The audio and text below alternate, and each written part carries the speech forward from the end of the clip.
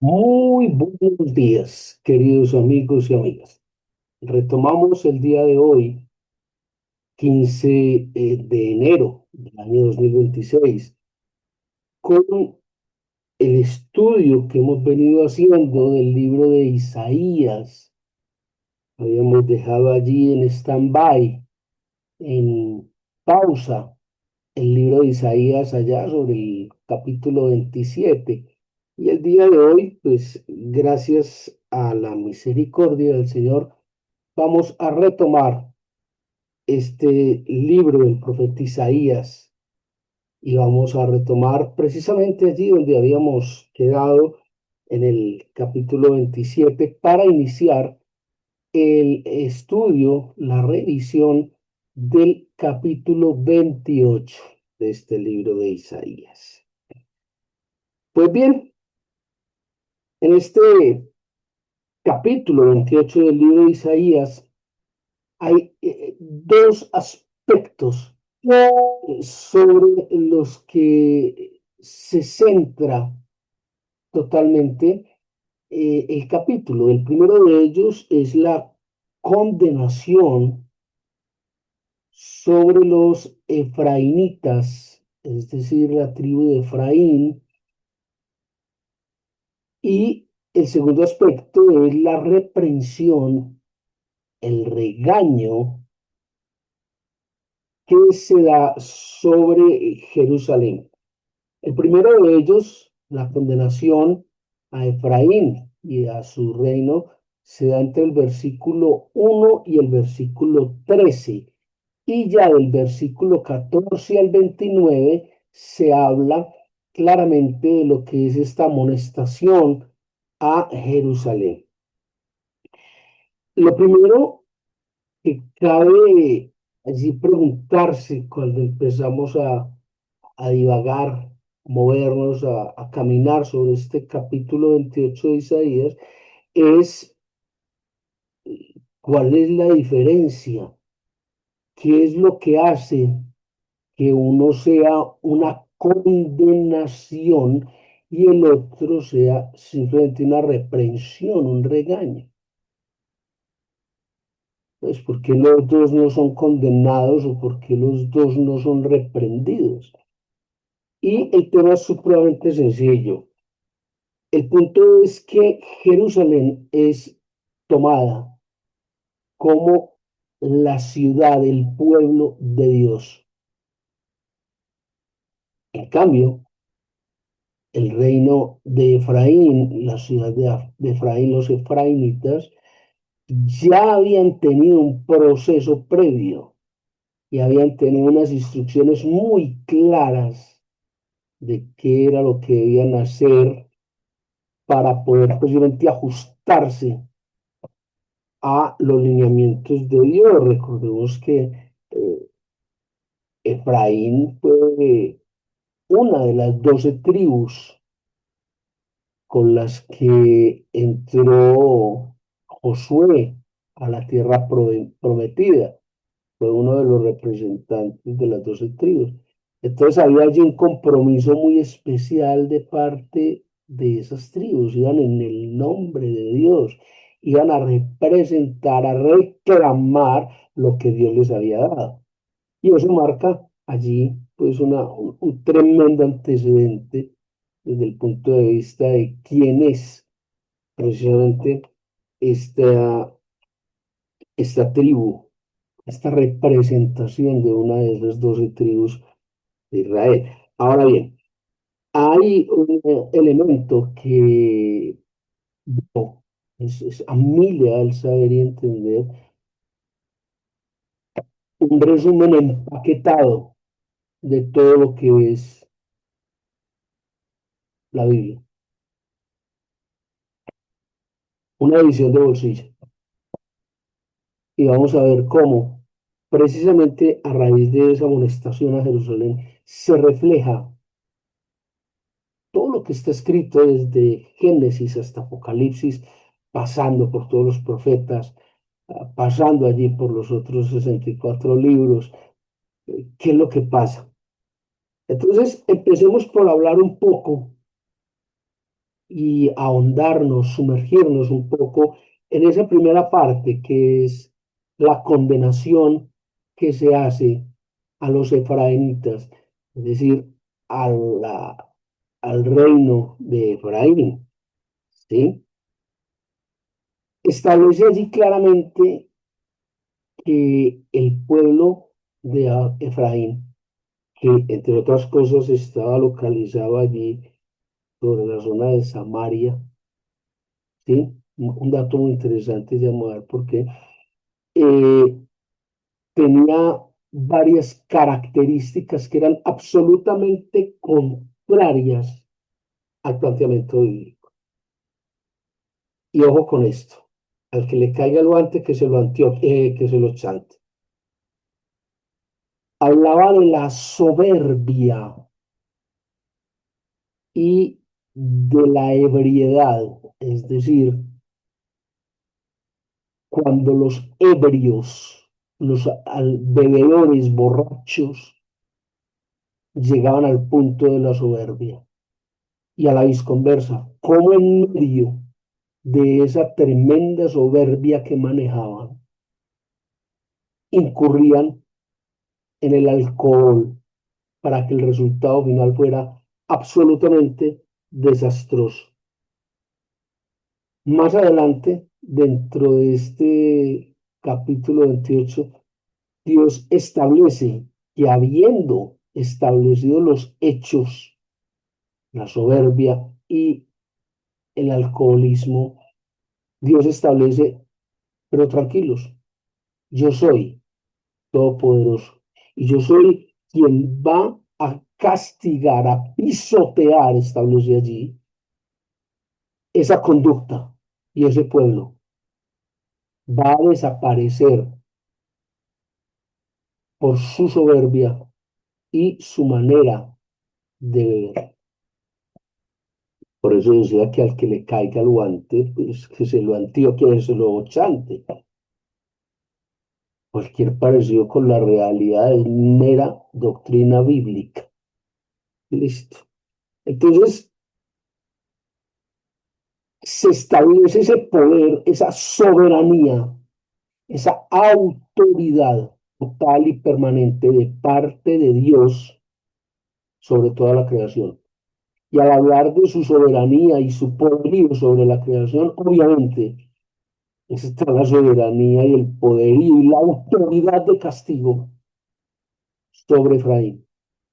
Ahora bien, se establecen allí tres cosas que Dios va a hacer en este proceso con Efraín. Tres elementos que se vuelven absolutamente claros y contundentes. El primero de ellos es que se va a constituir en una diadema de hermosura, es decir, va a exaltar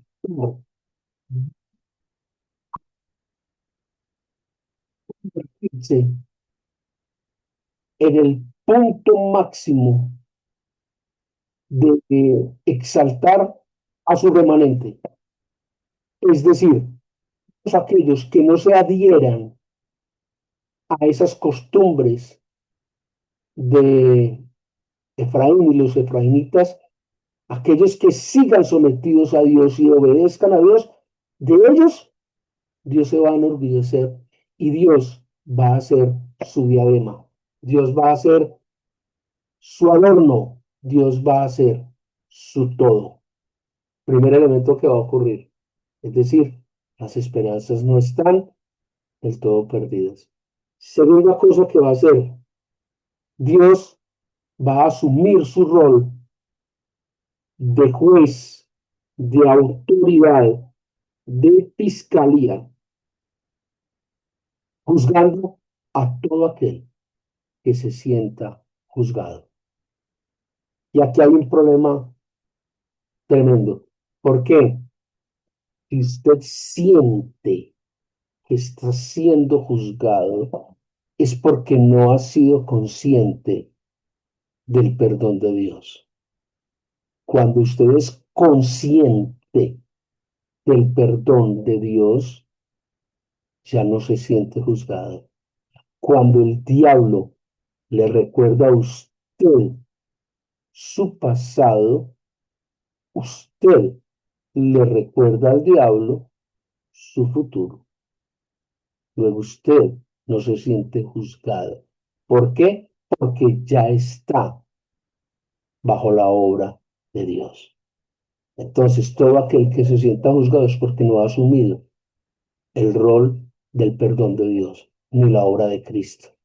Esos serán juzgados. Y tercera cosa que va a hacer Dios en este proceso con los efraínitas, a todo aquel que rechace la obra de Dios, a todo aquel que se haga rebelde, más allá del tema de la soberbia y del alcohol, todo aquel que rechace la obra de Dios será condenado. Tres cosas que va a pasar en el reino de Efraín. Primero, aquellos que deseen, que permanezcan, que continúen bajo el alma, el hálito y la fuerza de Dios, serán rescatados. Dios los llama allí el remanente. Segundo, todo aquel que se sienta juzgado, que sienta que aún no se le ha perdonado de parte de Dios, que no reconozca esa obra de Dios, será juzgado. Y tercero, todo aquel que asuma una posición de rebeldía contra las cosas de Dios, será juzgado.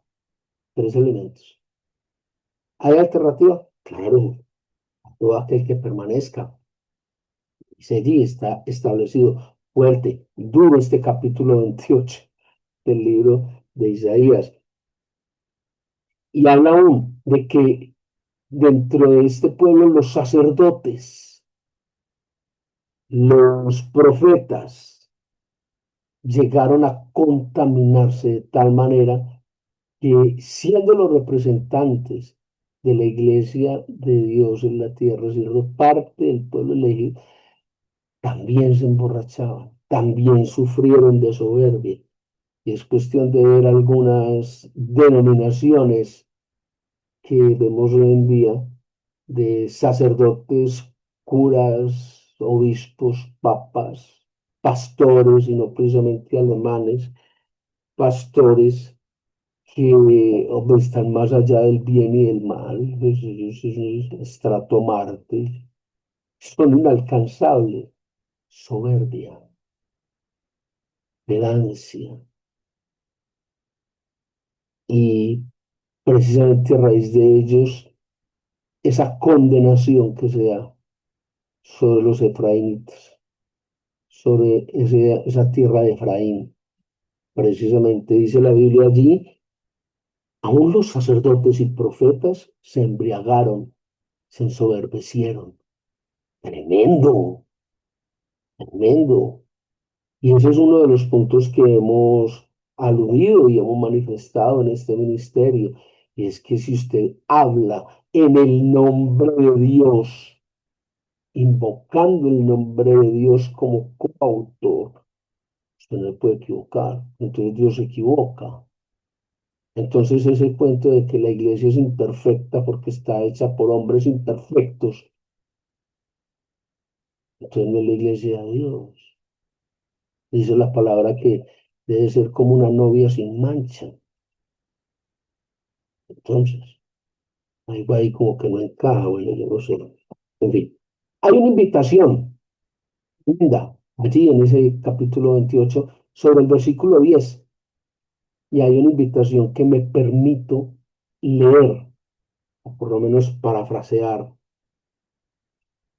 y es una invitación escueta a que usted se mueva, se riegue, se explaye sobre toda la palabra de Dios.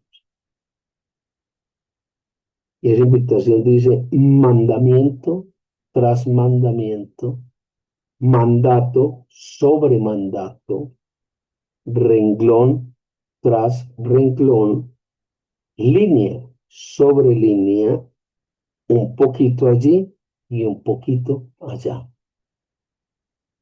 Es una invitación que usted se mueva a través de toda la Biblia. cosa que hemos tratado de implementar en este ministerio. Siempre que hablamos o damos una charla, normalmente referimos todos los versículos del Nuevo, del Antiguo, del de la mitad de toda la Biblia, a que usted pueda mover por todo y se dé cuenta de que es una sola, de que es que no son 66 volúmenes regados, nada que ver el uno con otro, no, son exactamente el mismo libro, son totalmente hilados y coherentes. Y es una tremenda invitación que se nos hace allí. Dice inclusive que va a utilizar en el mensaje hacia Efraín uh, lenguas extrañas y aún tartamudez. Me viene a la mente el caso de Moisés, que era tartamudo. Cuando Moisés le dice, yo no puedo, es que soy muy tartamudo, y Dios le dice, no me preocupe, vaya con Aarón, que Aarón le habla por usted, pero que va a ir, va a ir. Oh, sí. Entonces, Dios dice que habla lenguas extrañas y no está hablando precisamente del don de lenguas, pues que no me venga con el cuento, que cuento pues a otro perro con el hueso. Está hablando de que la forma en que los hijos de Dios nos expresamos frente a ellos suenan como teorías raras, extrañas a la gente del mundo. La gente no entiende y no puede entender. La misma Biblia dice que las cosas del espíritu han de discernirse espiritualmente y las cosas mundanas terrenalmente. Luego, si usted le va a hablar a alguien mundano o terrenal de las cosas del espíritu, no le va a entender. Son cosas extrañas las que usted le está diciendo y no va a entenderlo. ¿Por qué? Porque no es espiritual, es terrenal. Es tremendo. Y esto funciona en las dos direcciones. Cuando usted habla espiritualmente a una persona terrenal y cuando una persona terrenal le habla a usted de cosas terrenales. Y como no te va a gustar la rumba, y como no te va a gustar beber, y como no te va a gustar beber, y cómo vamos a ir sin aguardiente, y cómo... Pues a mí eso no me cabe, o sea, eso pues no entiendo. Entonces uno se empieza a sentir extranjero en esta tierra. Son lenguas extrañas. ¿Me hago entender? Ahora bien, ya para resumir, hay allí dos elementos importantes sobre este tema de la condenación a Efraín, los efraínitas. El primero es que los efraínitas reciben reprensión y castigo, en otras palabras, reciben condenación por efecto de su soberbia, básicamente. Es la soberbia, es el pensar que son más que los demás. Repito, se observan muchas religiones, en muchas congregaciones, es el pensar que todos los demás están tarriados menos el pastor, que todos los demás van a podrir menos el cura. ¿En serio? ¿De verdad? Ve usted. Segundo, reciben una tremenda promesa de parte de Dios para el remanente, no para todo el pueblo, no para todos los efraínitas, no para Efraín, solo para el remanente. Y es una promesa maravillosa de la que ya hablamos, ¿sí? Les decía al principio que esta tribu de Efraín, este pueblo de los efraínitas, estaban localizados en la parte norte, hacia el norte, en lo que se conocía como Samaria, citada en algunas partes del Nuevo Testamento. Entonces, esa parte de Samaria era la que habitaban los efraínitas. Sin embargo, dice la palabra que toda esa región iba a ser pisoteada y destruida. Ya conocemos el por qué razón. La razón es la soberbia. Y por último, llama la atención hace una ceñita allí a los directivos de la iglesia, es decir, a los profetas, a los sacerdotes, a los funcionarios de esa iglesia de Judá, y les dice, oh, no vayan a hacer lo que están haciendo allá. Pilas, ojo pues, vea, ojo. Ese es básicamente todo el tema, por lo menos un brochazo, un abrebocas para que cada uno vaya a indagar un poco más sobre la primera parte del capítulo 28 de Isaías, que es, como les decía, la condenación sobre eh, Efraín, y Efraín, los efraínitas. La segunda parte les hablaba que era la amonestación a Jerusalén, al pueblo de Dios. Y en esa amonestación hay cantidad de elementos. O sea, ese regaño, esa amonestación tiene cantidad de puntos donde le dice siéntese porque vea, pa. ¿Cómo se declara? Y entre ellos arranca por las autoridades. ¿Por qué? Porque los gobernantes de Jerusalén se dedicaron a retar a Dios. Sabían de su error y de su pecado. Y en vez de hacer lo que Dios les invitaba, que era, hombre, venga, preséntese, arrepientas. Y volvemos a empezar. Estos señores directivos de Jerusalén se dedican a retar a Dios y a hacer alianza con las tinieblas. Dice allí, hacer alianza con el Seol y las tinieblas. Entonces, claro, no nos puede condenar Dios. ¿Por qué? Porque ya estamos con la parte mala. O sea, ya nos condenamos solos, ya Él no nos va a condenar. Ya hicimos pacto con las tinieblas y con el Seol. Ya, pues, nada más peor nos puede pasar. ¿Sí? Y Dios,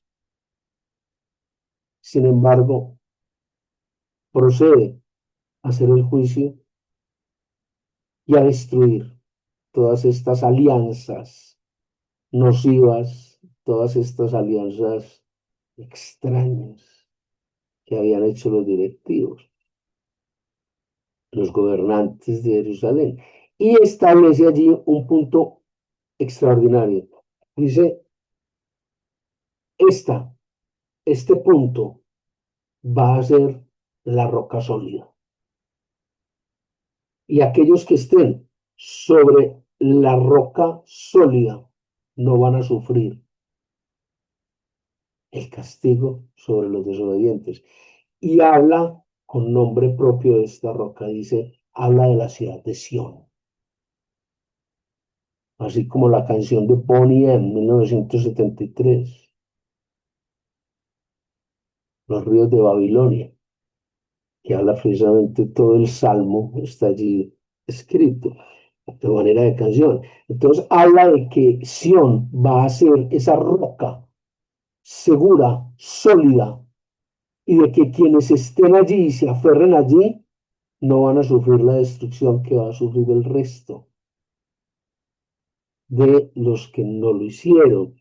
Entonces, todo ese pacto que habían hecho los gobernantes con las tinieblas y con el Seol queda absolutamente anulado y destruido. Véase allí versículo 17 y versículo 18 de este capítulo 28 de Isaías, donde dice, llegará en la noche sin avisar, de mañana en mañana pasará.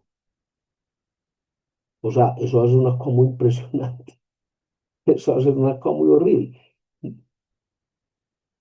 Véase el libro de Apocalipsis. Probable decía que este capítulo 28 es un compacto, una edición de bolsillo muy resumida de lo que es toda la Biblia.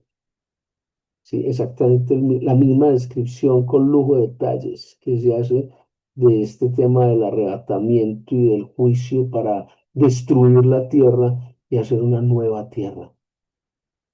el mundo. Y estamos hablando de Isaías, estamos hablando del Antiguo Testamento, estamos hablando de eh, 500 años antes de la era cristiana. Entonces, ojo un momentico que la cosa complicada.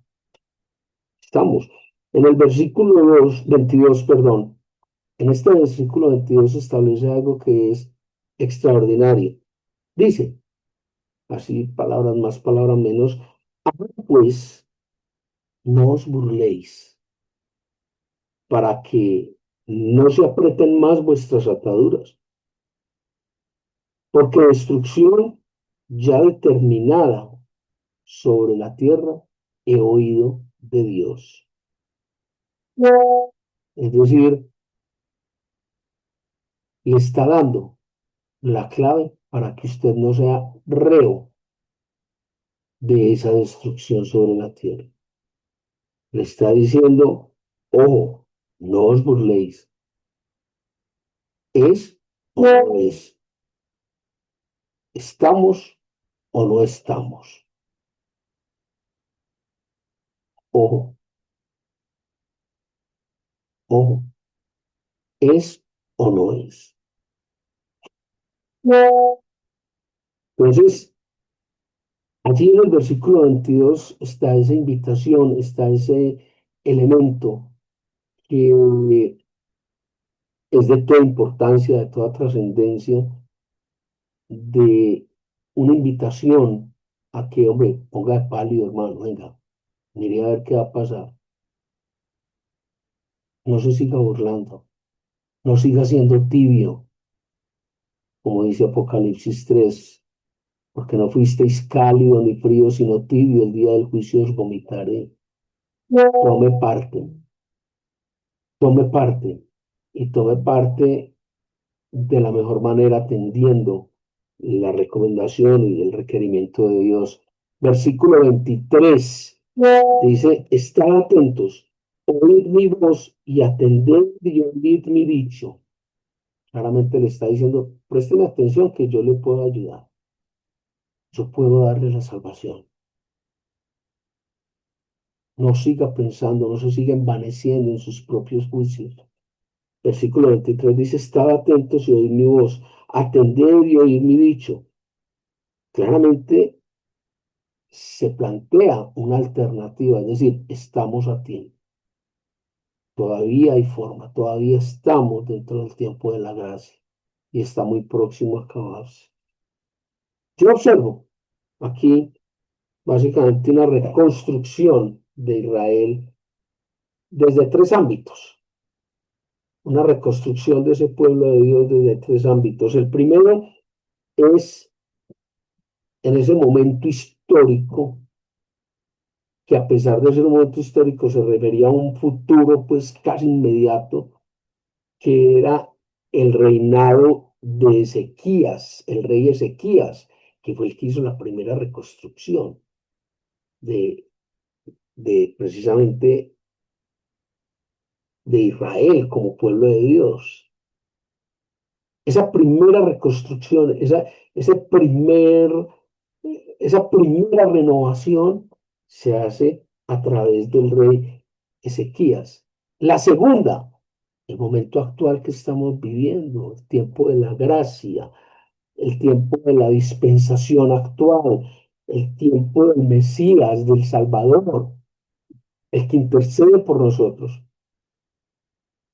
Y una tercera y última parte de ese proceso de salvación es a través del reino mesiánico.